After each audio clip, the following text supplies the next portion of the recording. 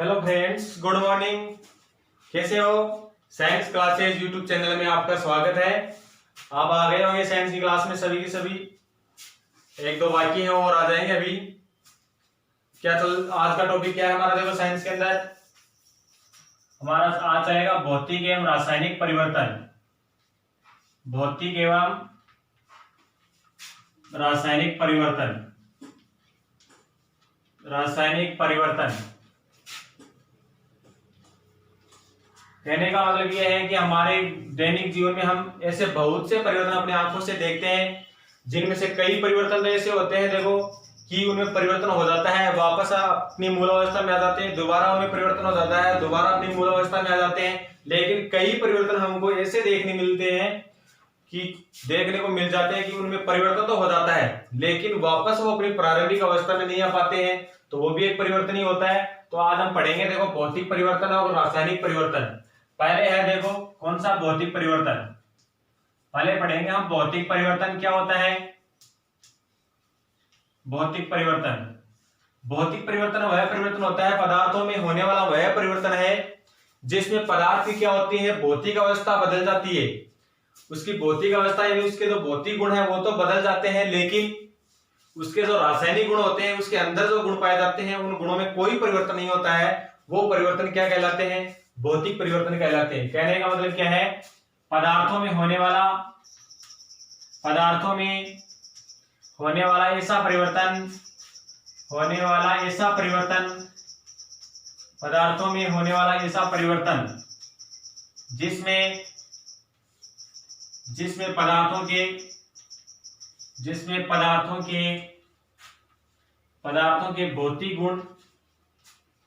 पदार्थों के भौतिक गुण तो बदल जाते हैं, भौतिक गुण बदल जाते हैं, लेकिन रासायनिक गुणों में कोई परिवर्तन नहीं होता है। लेकिन उसके जो रासायनिक गुण होते हैं उस पदार्थ के, उसके रासायनिक गुणों में कोई परिवर्तन नहीं होता है। रासायनिक गुणों में कोई परिवर्तन नहीं होता है। तो वह परिवर्तन कौन सा परिवर्तन कहलाता है? भौतिक परिवर्तन कहलाता है। भौतिक परिवर्तन कहलाता है। जैसे देखो एग्जांपल के तौर पे, जैसे पानी है H2O, पानी का बर्फ बन जाती है, और बर्फ का क्या बन जाता है? पानी बन जाता है। बर्फ का पानी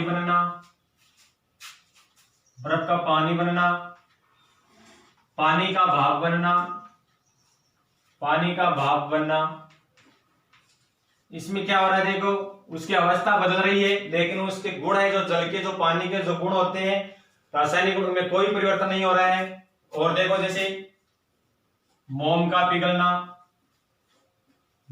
पिघलना, ये भी क्या है?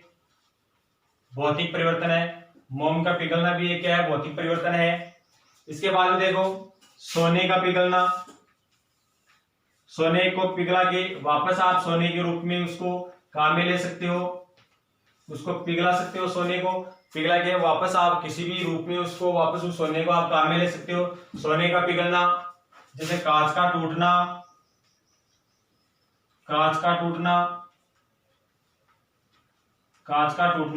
आदि क्या है? भौतिक परिवर्तन के ही उदाहरण है। जैसे देखो आप रबर को खींचते हो, ये भी क्या है? भौतिक परिवर्तन है। खींचते हो वापस छोड़ते हो तो वापस अपनी प्रारंभिक अवस्था में आ जाता है, तो ये भी क्या है? भौतिक परिवर्तन है। जो भौतिक परिवर्तन होता है इसमें क्या होता है? यह विक्रिया अग्र दिशा में चलती है, फिर वापस वहां से पश्चिम दिशा में वापस आ जाती है, यानी यह अभिक्रिया होती है, अग्र दिशा में जाती है और पश्चिम दिशा में वापस आ जाती है, अपनी प्रारंभिक अवस्था में वापस आ जाती है। इस वजह से ये क्या होती है? उत्क्रमणीय विक्रिया होती है। कैसी विक्रिया होती है? उत्क्रमणीय विक्रिया होती है। जो भौतिक परिवर्तन होता है वह क्या होता है? उत्क्रमणीय विक्रिया होती है। भौतिक परिवर्तन कैसी विक्रिया होती है? उत्क्रमणीय विक्रिया होती है। और देखो इसमें ये अग्र दिशा में जाती है, वहां से वापस पश्चिम दिशा में आ जाती है, मतलब वहां पे जाके अपना कोई स्थायित्व प्राप्त नहीं करती है। इस वजह से यह विक्रिया कौन सी विक्रिया होती है? यह परिवर्तन क्या होता है? अस्थायी परिवर्तन होता है।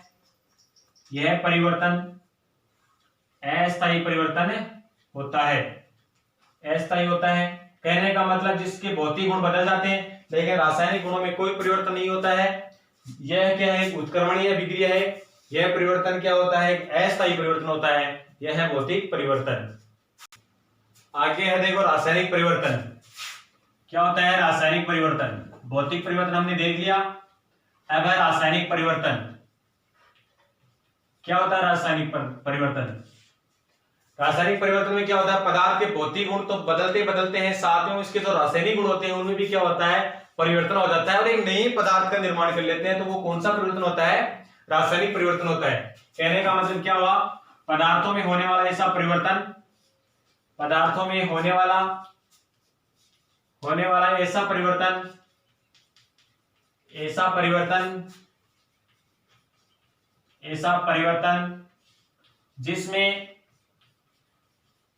जिसमें पदार्थ के भौतिक गुणों के साथ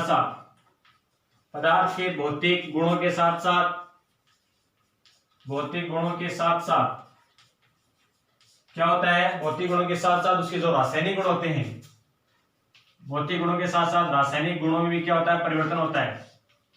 रासायनिक गुणों में परिवर्तन होता है, रासायनिक गुणों में परिवर्तन होता है तथा एक नए पदार्थ का निर्माण होता है, एक नए पदार्थ का क्या हो जाता है, निर्माण होता है, नए पदार्थ का निर्माण होता है। तो वह परिवर्तन कौन सा होता है, रासायनिक परिवर्तन होता है। जैसे एग्जांपल के तौर पे लोहे पे जंग लगना, जैसे दूध से दही बनना,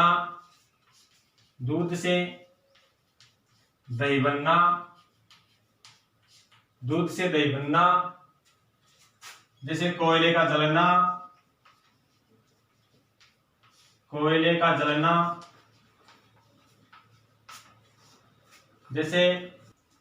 जैसे मोम का जलना, यानी कि मोमबत्ती का जलना, ये भी क्या है, एक रासायनिक परिवर्तन है।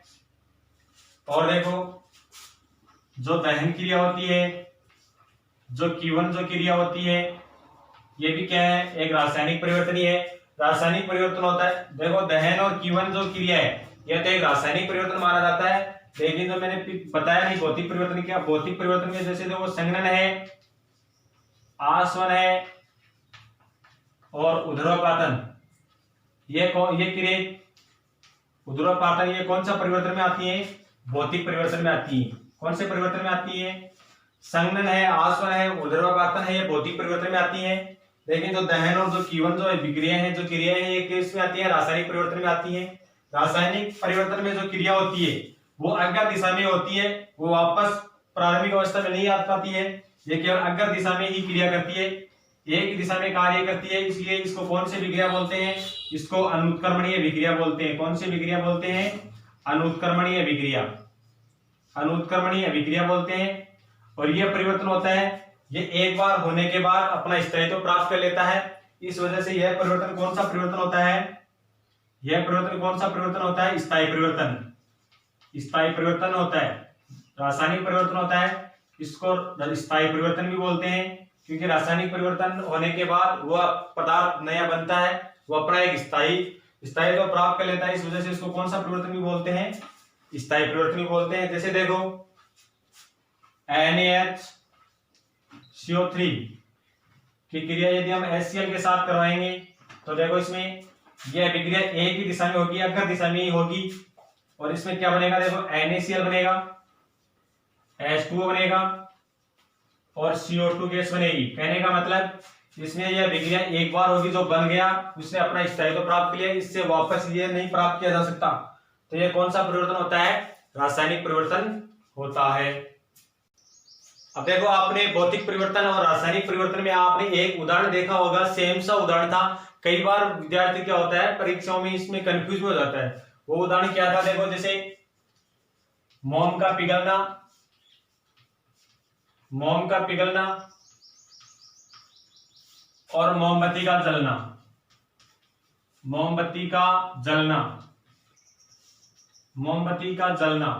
अब देखो बेसिक तौर पे तो ये कौन सा परिवर्तन माना जाता है, भौतिक परिवर्तन माना जाता है, और ये कौन सा माना जाता है, रासायनिक परिवर्तन माना जाता है। कौन सा परिवर्तन माना जाता है, रासायनिक परिवर्तन। मान लो ये ऐसे दे रखा है मोम का पिघलना, ऑप्शन में यदि ये भौतिक परिवर्तन दे रखा है और रासायनिक परिवर्तन नहीं दे रखा है तो आप वहां पे भौतिक परिवर्तन कर सकते हो। यदि आपको भौतिक परिवर्तन नहीं दे रखा है, रासायनिक परिवर्तन वहां पे दे रखा है तो आप वहां पे रासायनिक परिवर्तन भी कर सकते हो। और देखो जैसे मोमबत्ती का जलना है, यदि ये प्रश्न दे रखा है और इसमें यदि आपको रासायनिक परिवर्तन नहीं दे रखा है और वहां पे भौतिक दे रखा है तो आप भौतिक भी कर सकते हो, रासायनिक अकेला दे रखा है तो आप रासायनिक भी कर सकते हो। लेकिन ये दोनों में से कोई भी एक प्रश्न दे रखा है और उन दोनों में यदि ये दोनों ऑप्शन में दे रखा है, भौतिक परिवर्तन और रासायनिक परिवर्तन दोनों दे रखा है, तो उनमें आपको दोनों ही सही करने पड़ेंगे। आपको ऐसा ऑप्शन देगा जिसमें दोनों को सही कुछ बताएगा और वो ऑप्शन आपका सही होगा। क्यों होगा, यदि आपको एक कोई सा भी ये दे दे और ये ऑप्शन में ये दोनों परिवर्तन दे दे साथ में, तो आपको कौन सा करना है, ये दोनों ही करना पड़ेगा। क्योंकि आप मोमबत्ती को जलाओगे या फिर मोम को पिघलाओगे तो दोनों परिवर्तन साथ साथ में होंगे। मोमबत्ती को जलाओगे तो मोमबत्ती तो जलेगी, साथ में मोम भी पिघल रही है, और यदि आप मोम को पिघला रहे हो तो मोमबत्ती भी जलेगी। कहने का मतलब ज्यादातर मोमबत्ती का जलना ऑप्शन है, इसके लिए दोनों ऑप्शन लागू होते हैं। मोम का पिघलना इसके लिए तो आप भौतिक परिवर्तन भी सही माना जाता है,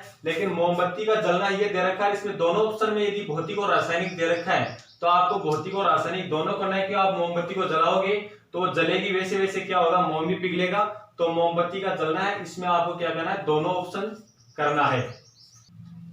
अब देखो रासायनिक अभिक्रियाएं, रासायनिक अभिक्रियाएं देखो बेसिक 3 प्रकार की बताई गई हैं। एक रासायनिक अभिक्रिया है वो ऑक्सीकरण है, एक है वो अपचयन है, और एक है वो क्या है, उत्प्रेरक अभिक्रिया है। पहली अभिक्रिया कौन सी है, ऑक्सीकरण अभिक्रिया है। ऑक्सीकरण अभिक्रिया जिसमें उसके भौतिक गुण और रासायनिक गुण दोनों बदल जाते हैं, वो रासायनिक अभिक्रिया कहलाती है। और देखो ये 3 प्रकार की बताई गई है, बेसिक ऑक्सीकरण, अपचयन अभिक्रिया और उत्प्रेरक अभिक्रिया। ये पढ़ेंगे देखो हम अलग अलग। पहले देखेंगे हम ऑक्सीकरण अभिक्रिया। ऑक्सीकरण अभिक्रिया क्या होती है, ऑक्सीकरण अभिक्रिया वह अभिक्रिया होती है जिसमें ऑक्सीजन तो जुड़ता है और हाइड्रोजन क्या होता है, निकलता है। ऑक्सीजन का जुड़ना और हाइड्रोजन का निकलना कौन सी अभिक्रिया कहलाती है, ऑक्सीकरण अभिक्रिया कहलाती है। कहने का मतलब क्या हुआ, ऑक्सीकरण अभिक्रिया होती है जब ऑक्सीजन जुड़ता है तो कौन सी अभिक्रिया होती है, ऑक्सीकरण अभिक्रिया होती है। जैसे देखो सी कार्बन की क्रिया यदि ऑक्सीजन के साथ करवाएंगे तो क्या बनेगा, CO2 बनेगा। जब हाइड्रोजन का त्याग होता है तो वह अभिक्रिया कौन सी होती है, ऑक्सीकरण अभिक्रिया होती है। जैसे देखो H2S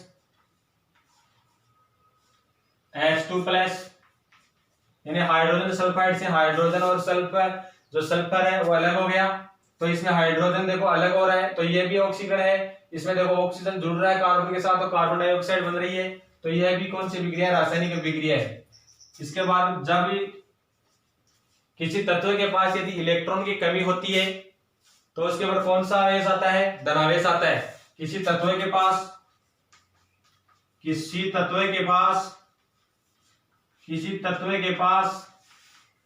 इलेक्ट्रॉन की कमी होती है तो उस पर धनावेश आता है, यानी उसमें वह पॉजिटिव रहता है, धनात्मक आवेश माना जाता है। किसी तत्व के पास इलेक्ट्रॉनों की कमी रहती है, जैसे देखो लिथियम प्लस ऐसे दर्शाया हुआ है, तो आप यहाँ पे हमको क्या समझना पड़ेगा कि लिथियम को किसकी कमी है, इलेक्ट्रॉन की जरूरत है, इसके पास इलेक्ट्रॉन की कमी है, यह होता है ऑक्सीकरण। अब देखो अपचयन अभिक्रिया। अपचयन अभिक्रिया। अपचयन अभिक्रिया होती है, इसमें क्या होता है, इसमें हाइड्रोजन तो जुड़ता है और ऑक्सीजन का क्या होता है, त्याग होता है। जब हाइड्रोजन जुड़ता है और ऑक्सीजन का त्याग होता है तो वह अभिक्रिया कौन सी अभिक्रिया होती है, अपचयन अभिक्रिया होती है। जब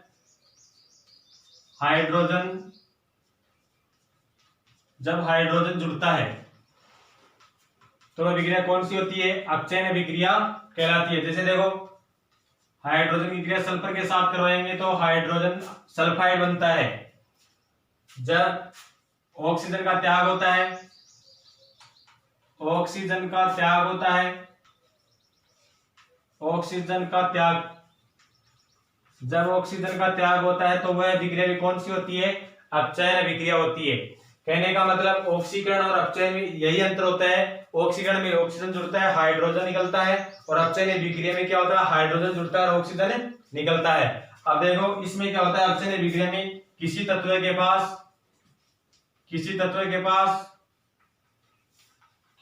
के पास इलेक्ट्रॉन की अधिकता होती है, इलेक्ट्रॉन की अधिकता होती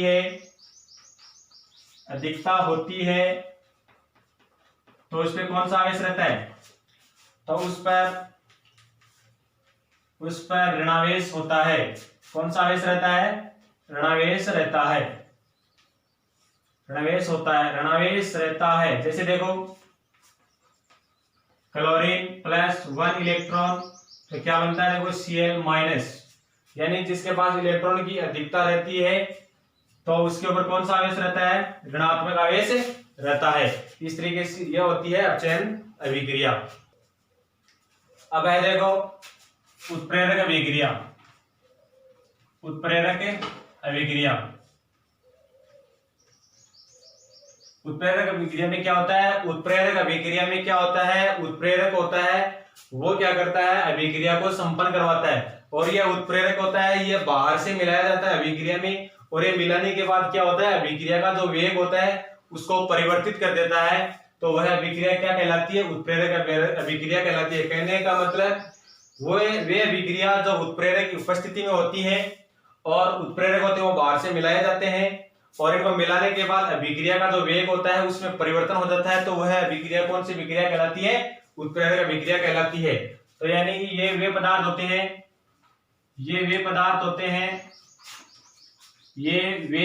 होते हैं जो बाहर से मिलाए जाते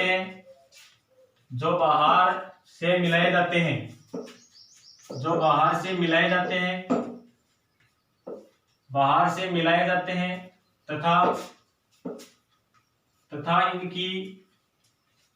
तथा इनकी सूक्ष्म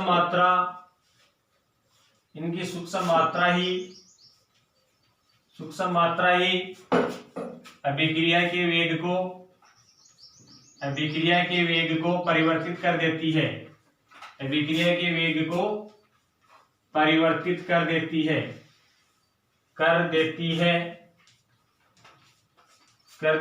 तो वह अभिक्रिया कौन सी अभिक्रिया होती है, उत्प्रेरक अभिक्रिया होती है। यानी ये बाहर से मिलाए जाते हैं और इनकी थोड़ी बहुत मात्रा ही यदि मिला दी जाए तो अभिक्रिया का वेग वो क्या हो जाता है, परिवर्तित हो जाता है। उत्प्रेरक होते हैं वो कितने प्रकार के होते हैं, उत्प्रेरक होते हैं वो 4 प्रकार के होते हैं।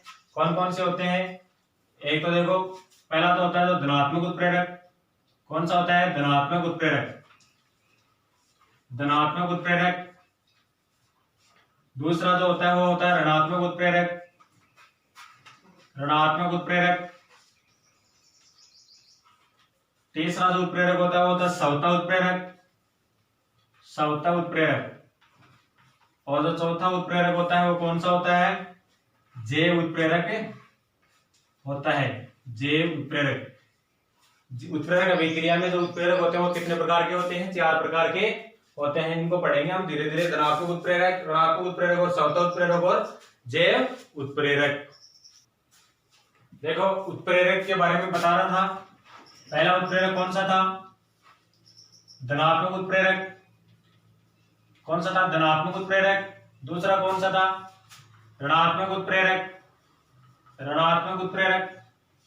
तीसरा था सवता उत्प्रेरक, और जो चौथा था वो कौन सा था, जैव उत्प्रेरक। क्या होता है धनात्मक उत्प्रेरक, क्या होता है ऋणात्मक उत्प्रेरक, सवता उत्प्रेरक और जैव उत्प्रेरक। तो देखो पहले देखेंगे हम धनात्मक उत्प्रेरक। धनात्मक उत्प्रेरक क्या होते हैं? वे उत्प्रेरक जो अभिक्रिया के वेग को क्या कर देते हैं? बढ़ा देते हैं। यानी वे उत्प्रेरक जिनकी उपस्थिति में रासायनिक जो अभिक्रिया होती है वो तीव्र गति से बढ़ जाती है, उसका वेग वो क्या हो जाता है? बढ़ जाता है। तो वह अभिक्रिया कौन सी अभिक्रिया कहलाती है? धनात्मक अभिक्रिया कहलाती है। ऋणात्मक अभिक्रिया क्या? ऋणात्मक उत्प्रेरक होता है। ये वे उत्प्रेरक होते हैं जो रासायनिक अभिक्रिया के वेग को क्या कर देते हैं? कम कर देते हैं। सवता उत्प्रेरक क्या होते हैं? सवता उत्प्रेरक वे उत्प्रेरक होते हैं जो किसी रासायनिक अभिक्रिया में बनने वाला जो उत्पाद होता है वो खुद ही क्या करता है? उत्प्रेरक का कार्य करता है। तो वो क्या कहलाता है? सवता उत्प्रेरक। इसमें क्या होता है? जो अभिक्रिया में भाग लेता है अभिकारक, उसके बाद में जो बनता है उत्पाद, वो उत्पाद स्वयं ही क्या करता है? उत्प्रेरक का कार्य करता है। तो वह उत्प्रेरक कौन सा होता है? सवता उत्प्रेरक। जैव उत्प्रेरक कौन सा होता है? जो जीवों के शरीर में जो रासायनिक अभिक्रिया होती है उसको जो बढ़ाने का जो काम करते हैं वो उत्प्रेरक होते हैं। वो कौन से होते हैं? जैव उत्प्रेरक होते हैं। जैसे धनात्मक उत्प्रेरक की अभिक्रिया कैसी है?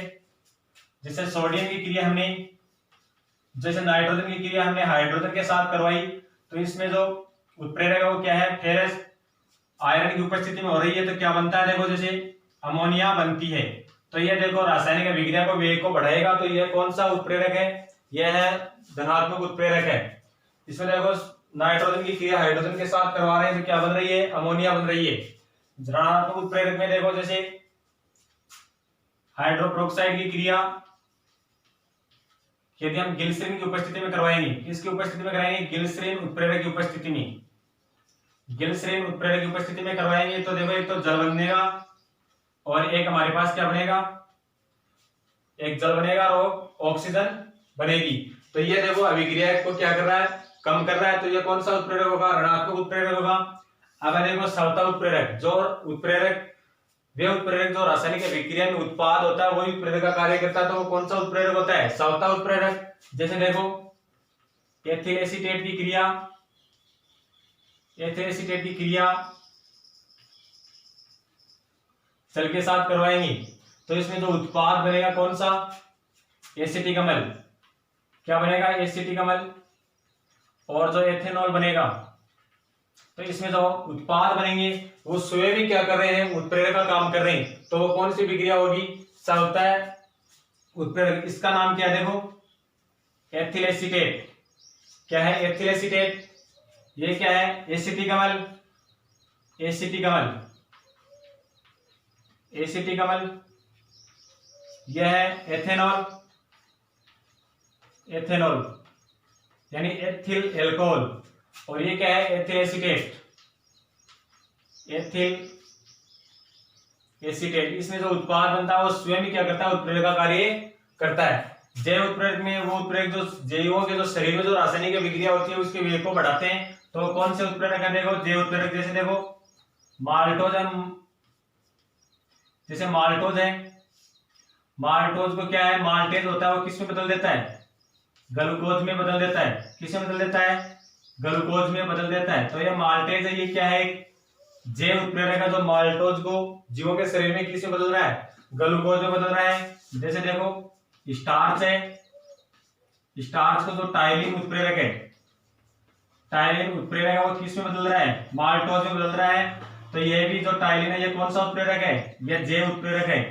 तो ये होगा जैव उत्प्रेरक। जो माल्टेज है वो माल्टोज में ग्लूकोज में बदल रहा है, स्टार्च को माल्टोज में टाइलिन बदल रहा है। तो ये कौन से उत्प्रेरक है? जैव उत्प्रेरक है। यह हुई हमारी भौतिक परिवर्तन एवं रासायनिक परिवर्तन, रासायनिक अभिक्रियाएं, उत्प्रेरक। तो हमारे चैनल को ज्यादा से ज्यादा लाइक करो, शेयर करो, वीडियो को पूरा देखने की कोशिश करो और इसको सब्सक्राइब करना ना भूलें।